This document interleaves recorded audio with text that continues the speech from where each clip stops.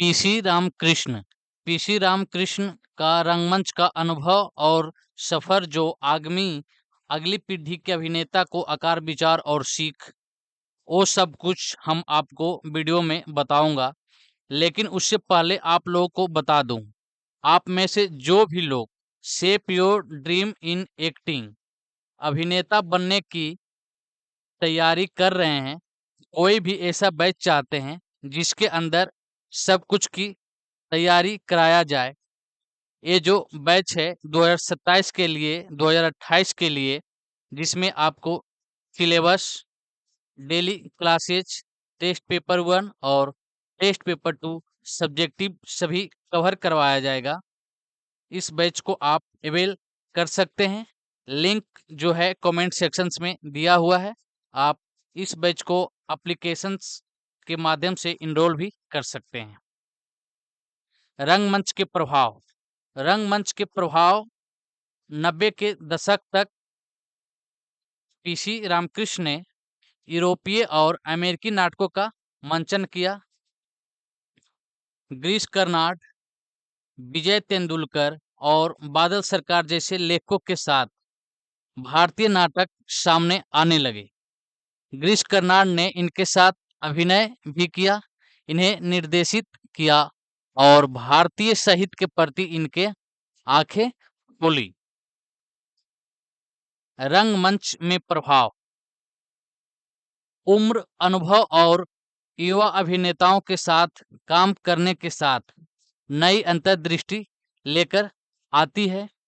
अभिनेताओं को अपने किरदारों के भीतर से तलाशने के लिए प्रोत्साहित करना, उनके योगदान को महत्व देना, जिससे यह प्रक्रिया सहयोगात्मक और लोकतांत्रिक बनती है। अब संगीत और नृत्य को रंगमंच में समाहित करना। रंगमंच के सबक। रंगमंच के सबक।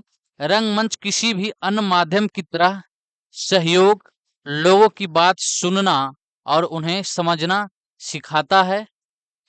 यह एक मादक अनुभव है।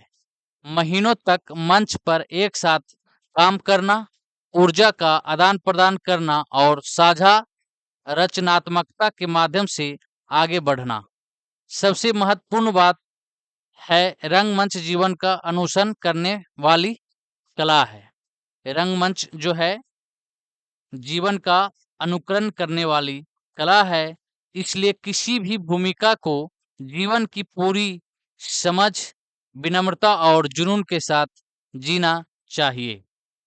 अपने जुनून का पीछा करो और अपनी रचनात्मक प्रवृत्ति के प्रति सच्चे रहो। अगर आपको खुद पर विश्वास है तो आपके दर्शक भी आपका अनुसरण करेंगे। उन्हें कभी मत कम आकिए। उन्हें कभी कम मत आकिए, क्योंकि वो ही आपके मंच पर आने का कारण है। भारत के सबसे पुराने अंग्रेजी थिएटर समूहों में से एक द मद्रास प्लेयर्स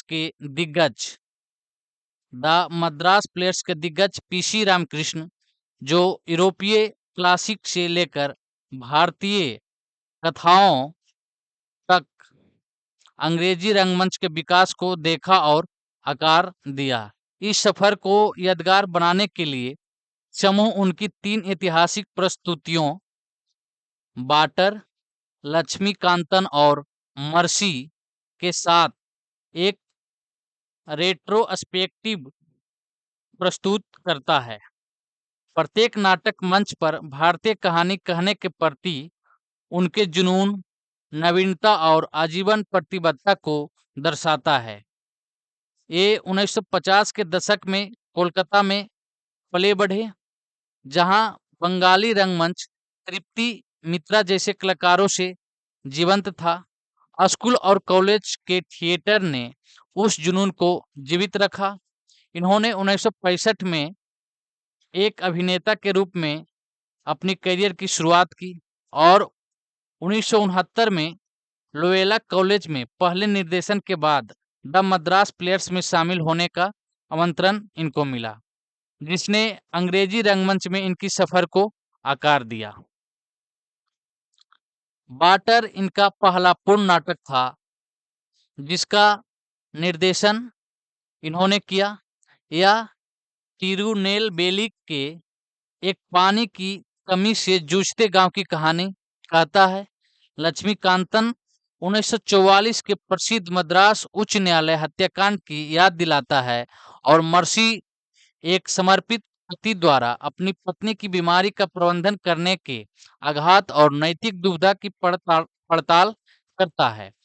इसे शिव शंकरी के 1978 के उपन्यास करुणई कोलई पर रूपांतरित किया गया है। ये तीनों नाटक इनके लिए बेहद सार्थक रहे हैं। रंगमंच के सीख और अनुभव।